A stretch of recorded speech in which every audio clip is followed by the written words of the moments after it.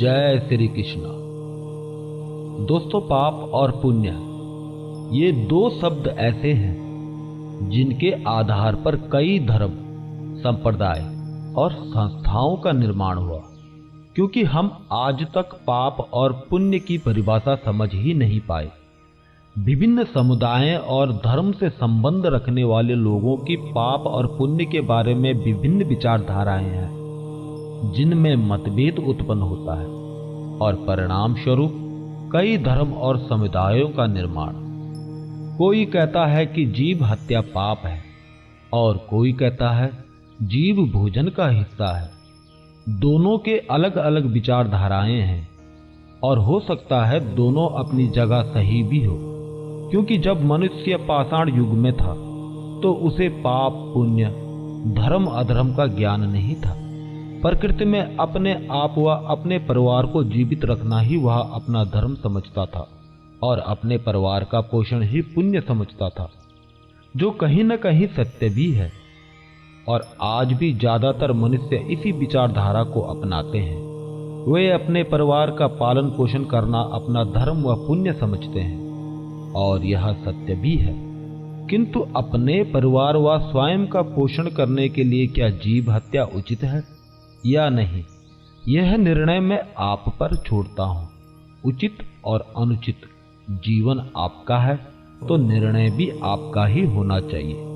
किंतु मित्रों, एक तथ्य सोचने योग्य जरूर है कि पाषाण काल में तो मनुष्य अशिक्षित था, अविकसित था, प्रकृति में भोजन के प्रति अज्ञानी था, इसलिए वह पशु मांस पर निर्भर था।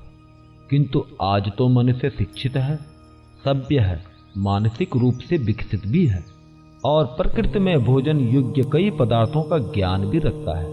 वह स्वयं निर्णय कर सकता है कि कौन सा भोजन पाप की श्रेणी में आता है और कौन सा भोजन पुण्य की श्रेणी में आता है। किंतु यह पाप और पुण्य है क्या? मनुष्य इसको परिभाषित कैसे करे? दोस्तों, ऋषि व्यास के बारे में तो सभी जानते हैं और जो नहीं जानते हैं उनकी जानकारी के लिए बता दूं कि ऋषि व्यास वे ऋषि थे जिन्होंने 18 पुराण लिखे। जब एक बार उनसे पूछा गया कि हे महर्षि, आपने 18 पुराणों की रचना तो कर दी, किंतु इन 18 पुराणों का संक्षिप्त निचोड़ क्या है? क्योंकि हर कोई तो 18 पुराण पढ़ नहीं सकता। उन्हें संक्षिप्त में इन पुराणों का सार कैसे समझाया जाए? तो मित्रों, आपको यह जानकर हैरानी होगी कि ऋषि व्यास जी ने 18 पुराणों का सार, परिणाम, अर्थ और निचोड़ आप जिस भी शब्द में समझ सकते हो, सिर्फ 2 पंक्तियों में एक श्लोक में समाहित कर दिया, जो इस प्रकार है। अष्टादश पुराणेषु व्यासस्य वचनद्वयम् परोपकार पूर्णाय पापाय परपीडनम्। अर्थात वचन और कर्मों द्वारा दूसरों पर उपकार करना, उनके प्रति दया का भाव रखना ही पुण्य है, तथा अपने वचनों व कर्मों द्वारा दूसरों को पीड़ा देना, उनके हृदय को जानबूझकर ठेस पहुंचाना तथा अपने हित के लिए दूसरे को नुकसान पहुंचाना सबसे बड़ा पाप है। जीव मात्र के प्रति प्रेम व दया का भाव रखना, उनका जीवन सुरक्षित रखना सबसे बड़ा पुण्य की श्रेणी में आता है, तथा अपने स्वार्थ व जीवन बचाने के लिए दूसरों का जीवन लेना, उनको भय प्रदान करना सबसे बड़े पाप की श्रेणी में आता है। दूसरों का जीवन लेना, उन्हें पीड़ा पहुंचाना बड़ा आसान है, किंतु दूसरे को जीवन देना, उनकी पीड़ा हरना बहुत कठिन है। जो मनुष्य किसी को जीवन नहीं दे सकता, उसे किसी का जीवन लेने का अधिकार भी नहीं है। जो किसी की पीड़ा व समस्याओं का निवारण नहीं कर सकता, उसे किसी को पीड़ा देने का अधिकार भी नहीं है। जो आप स्वयं के लिए चाहते हो, कोशिश कीजिए कि वही आप दूसरों को भी दे सको। किसी को पीड़ा देकर, किसी की भावनाओं को आहत करके जीव सुखी नहीं रह सकता।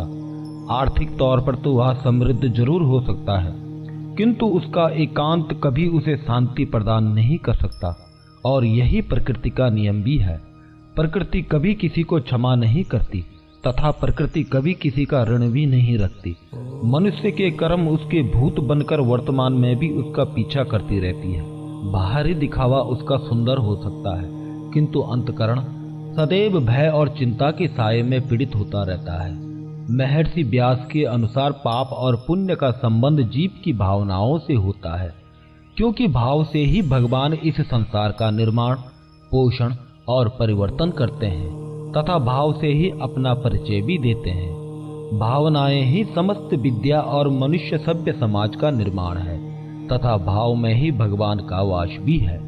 इसलिए अगर किसी जीव की भावनाएं व्यतीत होती हैं, अर्थात उसे किसी के वचन और कर्म द्वारा पीड़ा पहुंचती है, तो यह पाप की श्रेणी में आ जाता है। और किसी के कर्मों व वचनों द्वारा अगर किसी जीव को प्रसन्नता प्राप्त होती है, उसमें सुरक्षा, अपनापन तथा आपके प्रति सम्मान की भावना उत्पन्न होती है, तो यह पुण्य की श्रेणी में आ जाता है। इसका अर्थ यह नहीं कि किसी की अनुचित भावनाओं का सम्मान करें। कोई भी मनुष्य उतना ही परोपकार व दूसरे की भावनाओं का सम्मान कर सकता है जितना उसके सामर्थ्य में हो। उससे ज्यादा कोई अगर किसी से आकांक्षा करता है और आकांक्षा पूर्ण न होने पर दोष देकर अपनी भावनाओं को ठेस पहुंचाता है, तो यह कोई पाप नहीं है, क्योंकि कोई उतना ही कर सकता है जितना उससे हो सकता है। अपना अस्तित्व समाप्त करके कोई किसी पर परोपकार नहीं करता, और जो करता है वह आज के समय में समझदारी तो नहीं, किंतु वह शास्त्रों के अनुसार श्रेष्ठ पुरुषों की श्रेणी में जरूर आ जाता है। मित्रों, पुण्य का अर्थ करोड़ों रुपए का दान देना नहीं है, बल्कि पुण्य का अर्थ जीव मात्र की आवश्यकताएं पूर्ण करके उनकी प्रसन्नता प्राप्त करना है। और यह भी जरूरी नहीं कि धन से वह आवश्यकताओं पूर्ण करके किसी की प्रसन्नता प्राप्त की जाए। अगर मनुष्य ये सब करने में असमर्थ है, उसके पास इतना धन नहीं है कि वह किसी की आवश्यकताएं पूर्ण करके कोई पुण्य कमा सके, तो मनुष्य को चाहिए कि वह अपने व्यवहार व कर्मों द्वारा दूसरों की पुण्य रूपी प्रसन्नता प्राप्त कर सके। मित्रों, अधिक न कहते हुए मैं वीडियो के अंत में इतना ही कहना चाहूँगा कि मनुष्य का व्यक्तित्व उस हीरे के समान होना चाहिए जो किसी भी धातु में स्थापित होकर उस धातु की शोभा बढ़ाए। जिन लोगों के संपर्क में आए उन लोगों को शांति और प्रसन्नता प्रदान कराए। जिस कार्य में हाथ लगाए उसमें कई लोगों का उद्धार हो जाए। कोई अपनी संपत्ति बेचकर किसी पर उपकार नहीं करता, किंतु मनुष्य का व्यक्तित्व ऐसा होना चाहिए कि दूसरे के संपत्ति को बिना नुकसान पहुंचाए अपने हितों की रक्षा की जाए। मनुष्य के देह में नहीं अपितु व्यक्तित्व में आकर्षण होना चाहिए।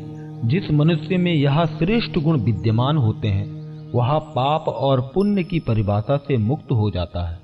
उसका प्रत्येक कर्म, प्रत्येक वचन जीव मात्र के भलाई के साथ पुण्य की श्रेणी में आ जाता है। अगर कोई मनुष्य जीव मात्र के प्रति दया और सहानुभूति का भाव रखता है और कर्म के रूप में परोपकार का भाव रखता है, तो ऐसे मनुष्य के लिए पूजा, धर्म, कर्म का कोई औचित्य नहीं रह जाता। वह श्रेष्ठ ऋषियों की श्रेणी में आकर परमात्मा को पाने का प्रथम हकदार बन जाता है। तो दोस्तों, इसी के साथ मैं आप लोगों से विदा लेता हूँ। अगली वीडियो में फिर मुलाकात होगी। अगर वीडियो अच्छी लगी हो तो लाइक और सब्सक्राइब जरूर करें। आपकी प्रेरणा ही मेरा प्रोत्साहन है। जय हिंद, जय भारत, जय श्री कृष्ण।